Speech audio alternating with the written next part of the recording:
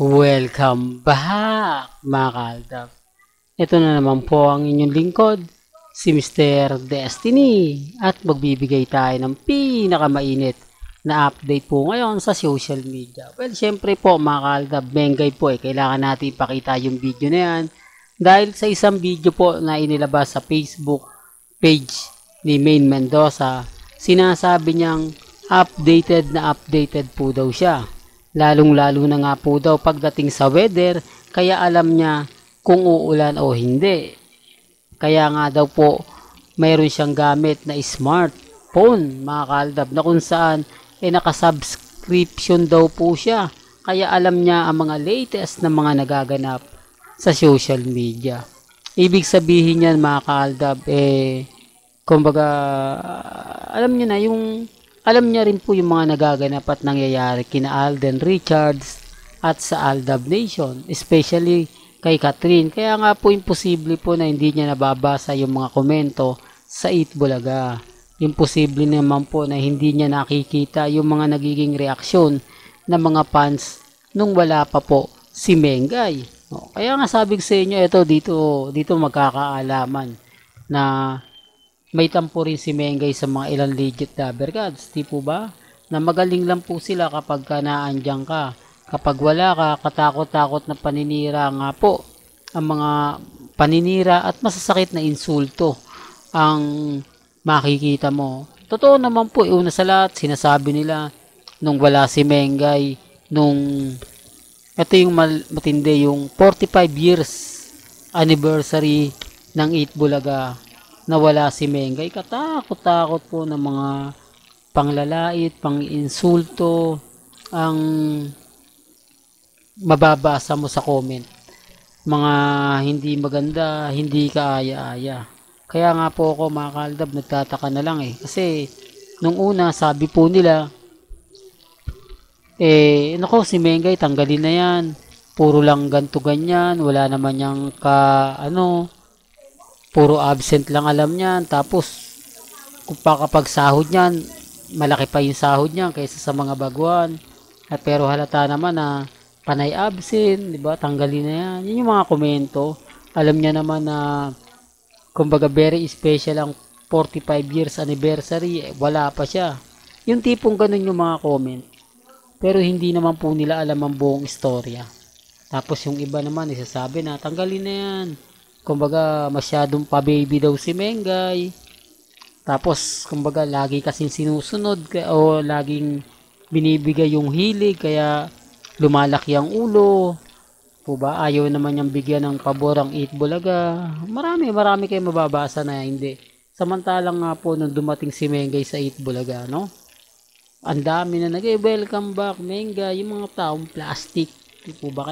Kaya nga sinasabi ko sa inyo, yung mga ibang akala nyo kakampi ni May niyan, hindi, sisiraan din po siya. Lalo na nga po kapag hindi nakikita, dyan na nga yung kumakalat nun, tanggalin na yan, suspindihin na ng matagalan yan. Kumbaga yung kontrata niya, nyo na, ganto ganyan. Ngayon, nasa Itbulaga si Mengay, puro mga gandang post, puro mga gandang update ang maririnig nyo po sa post sa social media o mga comment po sa Facebook Live at sa YouTube channel ng Itbulaga, na talaga may kita nyo yung pagkabayas po nila. Yung masasabi mo na balimbing, samantalang nung wala, no? Talagang katakot-takot. Sabagay, mga kaaldab, ganyan talaga Hindi po ba? Ganyan talaga yung mga ilang Pilipino na kumbaga nagagalit, pero kapag nakita ka, kumbaga babait na. Yung tipong kapag hindi ka nila nakita, masama loob. Pero pag naandyan ka na, mandilibre, no? Real to kaya mga kaaldab. Siyempre, alam na alam ni Mr. Destiny yan.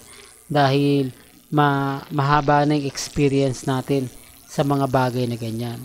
Pero bago nga po pala natin ituloy itong magandang update na to, kung bago ka lang sa channel na to, at isa kang true-blooded Aldab Nation na nagmamahal kila Mengay at Isoy, tama po ang channel na pinuntahan mo, kaya consider na po kitang bagong subscriber. At huwag mo kalimutang i-share ang mga video po natin sa mga mami, sa mga titas, at sa mga senior. Ito, remind ko lang po sa inyo, sa mga nagre-react, sa mga nagko-komento, sa mga nagsasabi na, nako, ganyan ka naman Mr. Destiny. Lahat na lang ng inaano mo, hindi totoo. Lahat na lang mga sinasabi mo, ganto ganyan. Okay lang po. Sabi ko nga dito sa channel ni Mr. Destiny, lahat naman po, makikita ninyo, lahat naman po, kumbaga, mapapanood ninyo, mababasa ninyo. Ang hindi lang po talaga maganda, yung mga sinasabi ng iba. Real talk mga kaaldab. O ngayon, alam nyo na updated si Main. So, ibig sabihin lang po niyan, si Mengay, alam niya po yung mga nangyayari po sa Instagram, sa Twitter, at sa Facebook. Alam niya yung mga post namin ng Aldab. Alam niya na 2 beses nagtitrending ang Aldab. Alam niya na kapag nagtrending siya, sumusunod doon si Alden Richards. O baka may kumontra na naman. May mag-react na naman. Ay hindi naman siya dyan updated sa weather lang. Nagbibigay din naman po ang weather ng yung Instagram, nagbibigay din ng update sa weather. Ganun din naman po ang Facebook, ang Twitter. No-notify ka pa nga po niyan hindi sila makakawala kahit anong gawin po nila, kahit sabihin nila na iba naman yung tinutukoy ni Mengay. At least sinabi niyang updated siya. Ibig sabihin lang po pag updated, talagang nalalaman niya yung mga nangyayari at nagaganap. Gaya nga po ngayon na ako, updated ako. Alam natin yung mga ganap kay Alden. Siyempre hindi naman po lahat po pwedeng i-post ni Mr. Destiny. Kumukuha lang tayo ng update na kung saan talagang mapapaisip po kayo. Na kung saan nga po, talaga naman pong mararamdaman po ninyo. Although yung iba nagre-react, nagko-komento na hindi, ano yan, ganito. Wala naman pong problema yon. Wala naman pong, kumbaga, nagpupumilit. Di po ba? Kasi sa akin lang naman po, masaya na po tayo sa mga nababasa natin. Masaya na po tayo sa mga nakikita natin. Yun lang naman po yung importante. Maging updated ka. Po ba? Kung ano yung sasabihin nila, kung ano yung palagay nila, okay lang. At least, andun tayo sa point na tayo yung panalo. Tayo yung wagi. Tayo yung pinag-uusapan. Sa ngayon, mga kaaldab, lagi ko naman po kayong paulit sinasabi na maging relax lang po kayo. Maging kampante. Well, hanggang dito na lang po ang ating latest updates. Kaya kung gusto nyo pa po ng pinaka-latest at sariwang update, abay tumutok lang po kayo dito po sa channel ni Mr. Destiny para updated po kayo sa mga latest at sa mga bagong video po na ilalabas po natin maya-maya lang. Hanggang sa muli, salamat po sa panonood at pakikinig.